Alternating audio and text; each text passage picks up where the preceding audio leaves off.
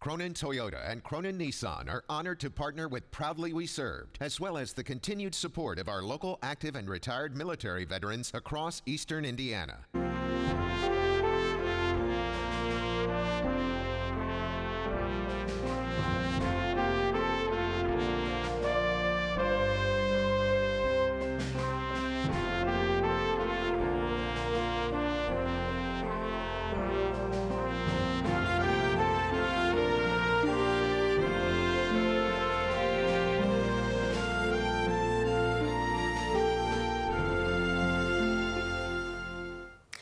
I'm Al Bledsoe, Veterans of Foreign War, Post 1108. And I'm Ron Chappell, Chaplain for Vietnam Veterans Post 777 here in the city of Richmond and Wayne County. And welcome to Proudly We Serve. And our guest today is Harold Evans. And today we're going to talk about the Huey helicopter and what impact that had during the Vietnam War. And we're going to have a couple of shows on this. We're going to have a couple of men in next week. We're happy to have Harold with us this morning. So we're going to get started, but I'd like to just share a little bit of information about the helicopter itself, that 10% of all the combat and combat support missions were run in Vietnam. That's a combined total of 6,175. So it also had some of the highest death rates for the men that served in Vietnam. So with that, let's get started. And Ron, why don't you kick off from there? The statistics, that data, 10% was 10% of the casualties, right, Casualties, that we right. suffered. But the Huey was 90% of our transportation. Am I right, Harold? It was a workhorse. Huh? It was a workhorse. A taxi? Yes, sir. It got us everywhere. The Huey transported troops into areas that you didn't dare walk into. They'd go into and put out a landing zone. The Huey would drop the troops in, and then after you got done with your little combat skirmishes or whatever, then the Huey would come back and pick you up. That's right, yeah. In fact, some areas they couldn't land. We had to repel. Had to repel out. From the chopper down into the boonies. That's right. They call that elephant grass. Yeah, man. So what exactly did you do on the Huey? Tell us. I wasn't a specialist. That was my taxi cab. Okay. It took me everywhere. Yeah. And we would, like when we ran convoy supports and stuff, you know, with the Dusters and the Quad 50s, they would take you from Cu Chi to a place called Tay Ninh, and you would come back down the road. Some of the roads were heavily mined, so you had to have the right amount of people out there to do everything. And then the Huey would come along, and the door gunner would shoot 60 caliber bullets down the road and everything, and try to detonate any of the bouncing Bettys or any of the things that the Viet Cong had put out there. And I want to tell you something. Some of the bravest men ever in Vietnam were chief warrant officers, helicopter pilots. They would do what was necessary to get you there, and they would do what was necessary to get you back out. And the men who flew dust-off choppers, that was medevac choppers. If you had men wounded out there in the field, they didn't leave nobody behind. That's right. You're right. There would be helicopters, bullets raining off of them and everything, but they would come on in there and get those guys. That's right. And they did 2 or 3 different things. We had all different colors of smoke, yellow smoke, red smoke, you know, and to kind of cut the enemy off, you know, they would put out a fake flare, and the enemy would fire into that area, and then they would put the real flare to where you know how to go get troops to get them back out. And some of them were mounted with 40 millimeters. Some of them, predominantly, most of them had 60 caliber, had door gunners hanging out the side of them. And then they had, you know, it was wide open. So there would be troops setting in with their M16s, and they would fly along treetop or wherever they needed to fly at, and eliminate the enemy. But they were also, like I said, 10% of our casualties was in helicopters because it was a target. You know? And it wasn't real swift, but it got the job done. But it also left you up there as a target to be shot down. So there were quite a few helicopters that got shot down. You know, I remember. I was a communication specialist. I operated a communication center, teletype equipment, and all that. But there were occasions when I had to serve as a door gunner.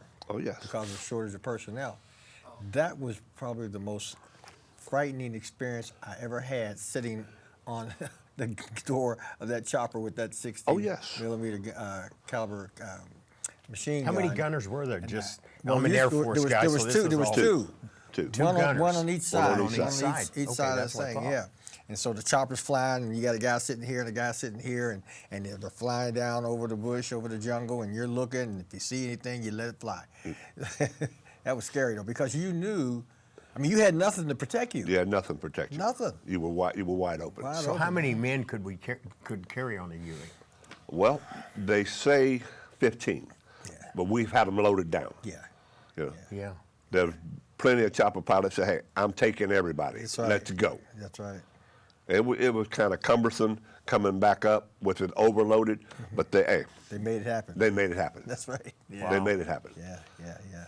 So what happened if one of them went down? What was the plan of action then? They would go up higher altitude and circle until somebody got in there to help them. They would not leave them. Yeah, they're not gonna leave them. Yeah. They're not going to leave them. No.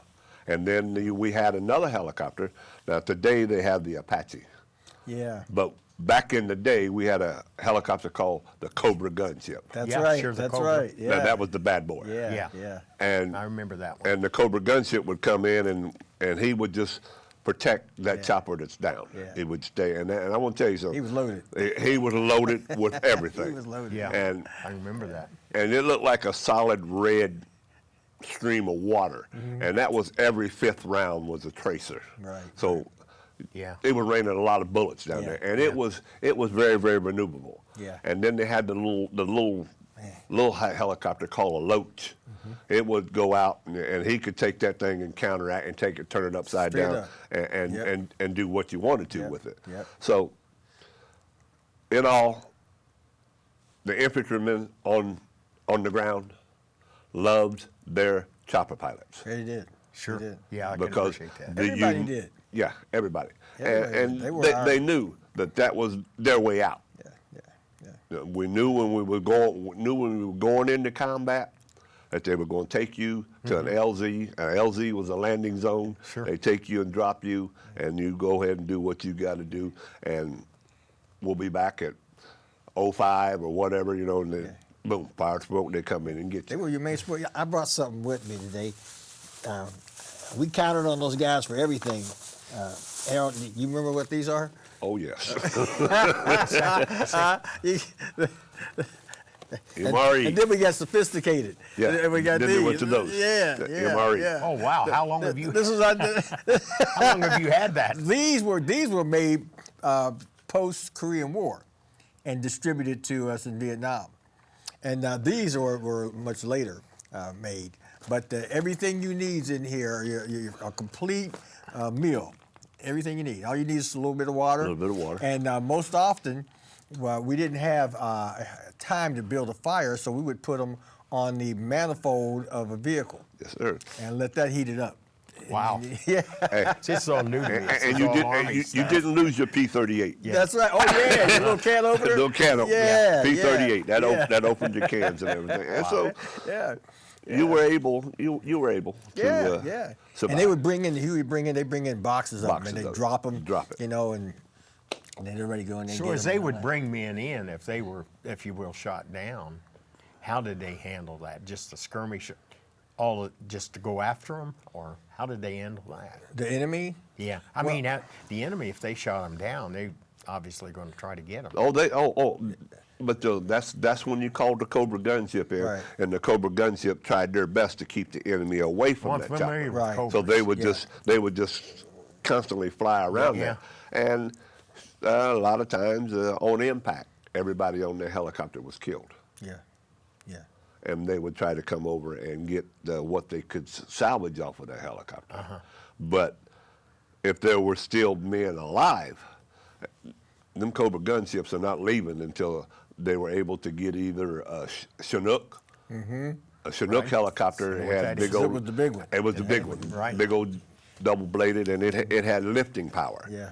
And then they had another one called a sky crane. Yep. The Yep. the sky crane would come Yep. in, whatever needed to be done. And it looked like a crane. Right, it looked like a big old crane. Yeah. And if once all the personnel, live personnel and dead personnel, were taken away from that helicopter that was shot down, we destroyed it. Right. Because we didn't want to keep We it. destroyed it. Yeah. Yeah. Yeah. Yeah. See, our mission over there was we flew C-47s. And so, that's just a twin-engine prop. And that we used to fly at 8,500 feet, and then they raised the level to 10,000 Right. because Charlie was able to touch us. Yeah. At 80, we lost probably 8 planes, maybe in 3 years. Right. But we lost everything. And is that the one that we called Puff the Magic Dragon? Yeah, we had with the 40 millimeter cannons. Yeah, Not we enough had, of that. we were communications, or basically back in the day, we spotted Charlie.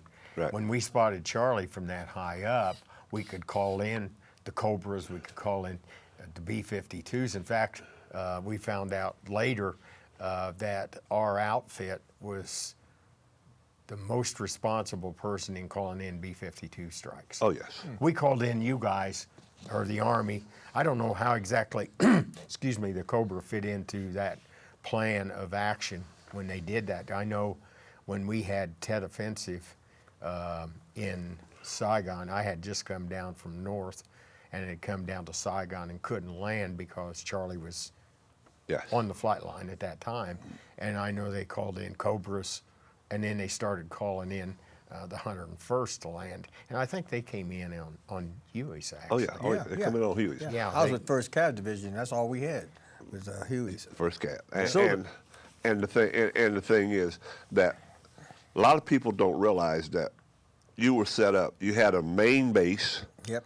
main base camp, and you had penciled in around it called fire support bases. That's right. Yeah, right. And all your fire support bases, they kept the enemy from trying to get into your main base camp, right. because your main base camp housed all of your communications, housed all your supply, and all that stuff.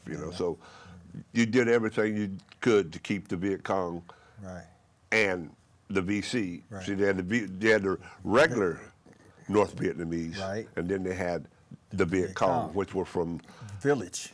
from the villages, sympathizers, Yeah. and that fought with the North. With the North. Yeah. So yeah, they had within a matter of minutes, you could have a Cobra up off the flight line ready to go. Yeah. Hueys could be Remember up that. and ready to go. Yeah. So it was a matter of communication. Hey, I need you now. Boom, Right. and they were ready to go. With all that, with all that, we're sitting here talking about how all that stuff happens. How in the world did we lose that war? Well, that's a political Is that a thing. question? I mean, I guess you know what I'm saying, We because we're coulda sitting here done- talking to a guy man. that's been there, and we're talking about the firepower, all these Cobras, all this stuff, and we got all of this stuff at our We could access. have ended that and thing yet- in a year. It wasn't designed for us to win. It was. I'm going to be straight out and honest about it. It was a political war. Sure. It fueled the American economy at that time to make supplies and everything for Vietnam, and a lot of times you would be getting fired up on, and you would have to call back and, hey, do I have permission to fire? Yes, that's right. Right. Do I have permission to fire? Yeah. I was the type of person, if you're trying to take my life, That's permission. we'll talk about it later. That's permission to fire. Yeah. That gives me permission to open fire. Yeah. We'll talk about it later. Yeah. And I read a lot of the history about Lieutenant Calley, Yeah. I remember that. who had, they called it the My Lai Massacre Right. and all that stuff. Wow, it's hard to say, but that man did what he was supposed to do. Somebody But he gave had to that do. order, though. I mean, when I was getting out, they was getting ready to charge Cali with the My Lai massacre. Yeah, yes. And to this day, people talk about that, but somebody had to give that order. Yes. Oh, yeah. He did not go, I just can't imagine a Yeah. lieutenant going in there and just starting doing what he was doing unless somebody at the top give that order. Well, you know what? People understand the stress in a situation like that. You know, when you Oh, my when goodness. you are in that stressful situation and you're fearing for your life, you know, and you feel like you're going to be overwhelmed, overrun, you're going to do whatever you got to do to live. And it may not always be nice, but you got to do what you got to do. And it happens. It happened a number of times. I don't know whether either of you experienced what they called a human wave attack. Tainan province, I experienced a human wave attack. We had a duster, twin 40 millimeter cannons. We had quad 50s mounted in the back of a 5-ton. And you got two 50 calibers on this side and two 50 calibers on this side. Now, a 50 caliber puts out a lot of rounds. Oh, yeah. And it would seem like we would just mow down around and look around, and here they come. And here they kept coming. Yeah. They kept coming. They kept coming. They kept coming. And you know, you had to do what you had to do. Yeah. When they attacked, when I come down from the north and I was in Saigon for a couple of days rest or whatever you want to call it. So Charlie had attacked Tan Son Nhut, and it had so happened that our ops building was right on what we called the rice field. I mean, that's all it was open field, and I can remember them just, if you will, whacking people, and then the 101st come in and cleaned house after that. Yeah. And they just, if you will, dug a big trench and covered them up and Oh, yeah. said that's. Yeah, there were a lot And of then they horrific come out things and I remember that captain had a notebook with him, and he said, "What does it look like?" And he said, "A couple hundred anyway." I mean, they didn't really know, and I thought, my God, this is probably happening time and time again, that it's either us or them. Yeah, you know yeah, what I'm yeah. saying? That kind of a scenario. I had a guy, and I won't mention his name, but he was dying, and the doctor said he should have died, but he wouldn't die. I went to see him and visit him, you know, as a chaplain, and so I had occasion to talk to him, and I asked him, I said, "Well, what's on your mind?" He said, "Vietnam." And when he said it, right away I knew, because knowing what his MOS was, he was an infantryman, some of the atrocities and things that he said, I did some things that I didn't want to do. And it's just bugging me. And so I prayed with him, you know, and a day later he passed. Yeah. You know, he was just holding on to that thing. It was bugging There- him, you know.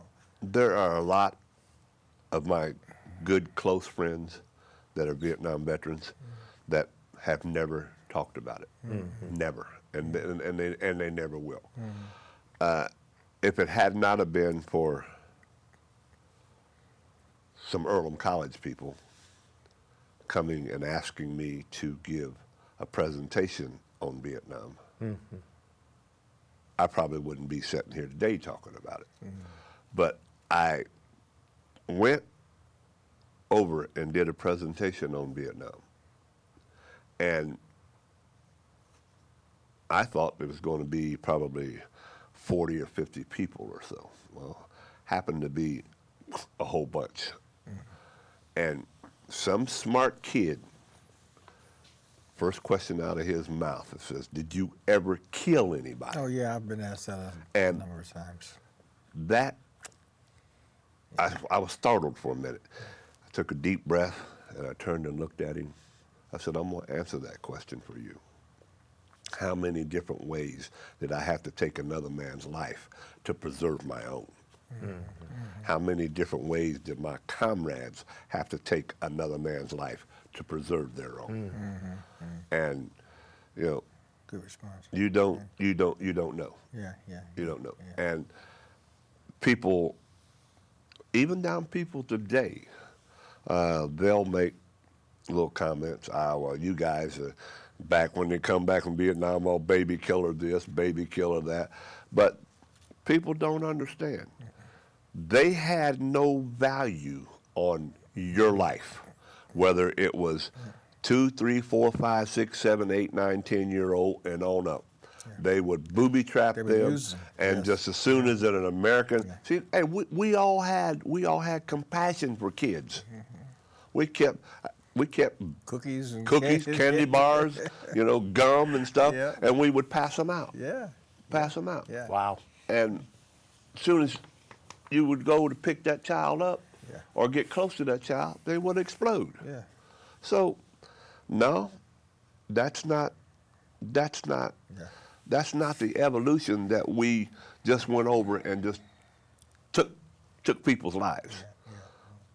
The thing was that we had to take their lives to preserve our own, or we would not be here sitting today. Yeah.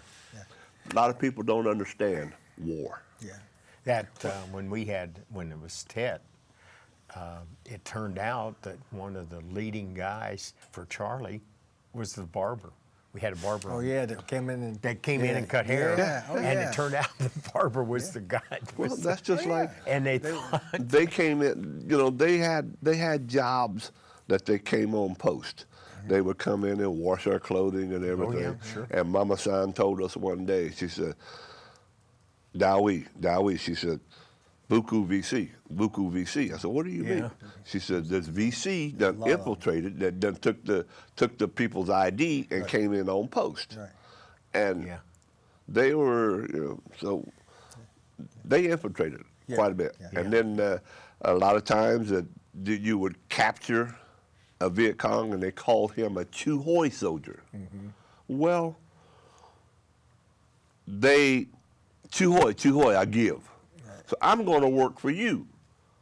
yeah. In theory, they're working for you, but they're working for them also. That's right. Yeah. You could see them out pacing off from your mortar and all your big howitzers, all your big guns. They would be pacing it off to the bunker line. Right. So they come in at night. They come They in. couldn't see, but they knew what the distance. But they was. knew what the distance Well, listen, was. guys. You know, we could listen, man. We could talk. Yeah, this is really interesting. We need to do another program Yeah. just to talk Yeah, about oh, that. yeah. But primarily, we want to do a support campaign, if you will, for the Huey. We want to bring in a Huey for our Veterans Park here, and one that we would it would be a non-operational one, but you know the body itself, the chopper. That would and be a put it in great the park. asset. Yeah, we want to put it in the park. So we're going to be doing some things, fundraiser and that, to try to raise enough money to purchase it. This shirt right here is being provided for a fee, Right. right? And you can go down to Post 1108, Right. VFW, and get one of these shirts if you want to support the Vietnam vets in our effort to try to bring in a Huey. Or just go down to Post 1108 if you want to, and just if you want to give a donation, just tell them, hey, this is for the Huey Project.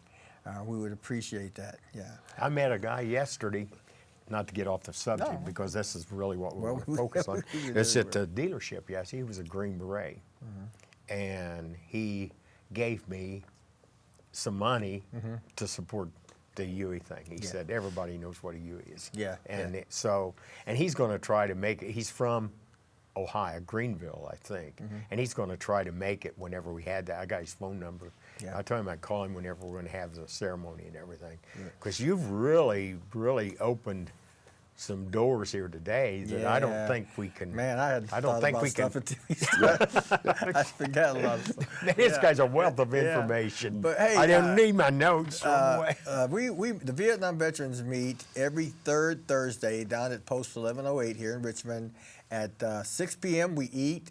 The auxiliary brings in all different kinds of foods, and it's pretty good. We have a time of just talking, and then we have our meeting, and we do a lot of things. We do community outreach projects and all of that. So Vietnam veterans, we would welcome you to come and join us. Your spouses and families, you can be, what's the title for non-family member? Auxiliary. Auxiliary member, well, yeah, okay, whatever. Anyway, you can come in and be a part of that. So come on down, third Thursdays every month, Post 1108 on South 8th here in Richmond, 6 o'clock, and be a part of what we're trying to do. Vietnam veterans, we've got a heck of a legacy That's right. You know? And This has again, really been good today. Yeah. and again, I want to say, some of the bravest men that I keep the highest of up here were helicopter pilots. Yeah. All That's right. good. Amen. Yeah, that's real good. All right. Well, Well, we're about out of time for so- this. We could go on, but if we do, I know we'll go way past the boundary here. So anyway, hey, listen. Thanks, folks. Thanks for tuning in. We hope you've enjoyed it. And as Elle said, we've got a series of these kinds of programs that we're going to be doing leading up to the actual purchase of the Huey. I think we plan on doing it in October or something Right. like that. We want to get it in and get it set up, okay? And once we get that to Veterans Park, we may just have a show down there if we can. Yeah, that'd be great. We have to see if Eric will do that. Sit in the door. That'll be kind of a really neat and maybe for some of the guys it'll help bring a little more closure to it. So Well, and that's just like today. I can hear the medevac helicopter or anything, and within a few seconds, I can tell you what direction he's coming in. All right. this has really been good. It has been. But we got to go. All right. Okay. Hey, thanks, folks. We'll see you back next time. See As ya. proudly we serve. Bye-bye. Bye.